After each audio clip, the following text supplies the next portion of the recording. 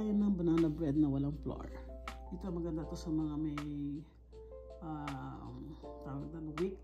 Yan, mga supplies na lagi silang may peanut butter, lagi silang may banana, egg, yan.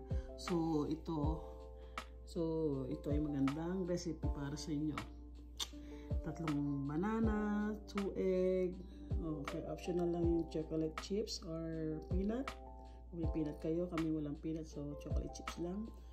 1 cup ng peanut butter, yan. 2 tablespoon ng cocoa powder, and 1 teaspoon ng baking powder. Yan lang yung mga ingredients na kailangan. So, lahat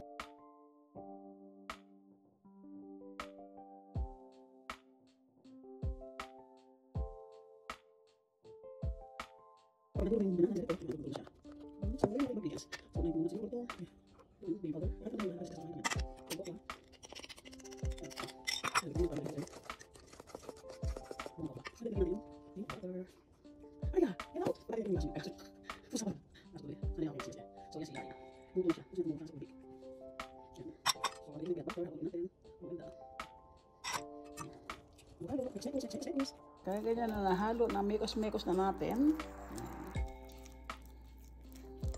So isasali na natin dito baking pan.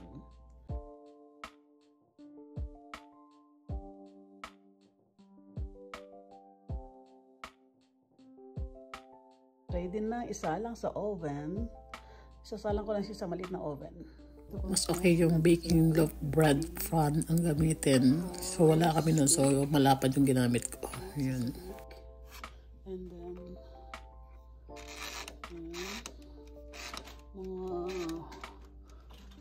45 minutes. Wait for a timer. Check. And so going to go. Sige, alam ko kumapit. Sige, nakuha na siya. So, it means 30 minutes lang o 35 minutes. Kasi manipis siya. Pero kung makapal, 40 to 45 minutes. Luto na siya. Yan, palalamigin ko muna siya sa rack.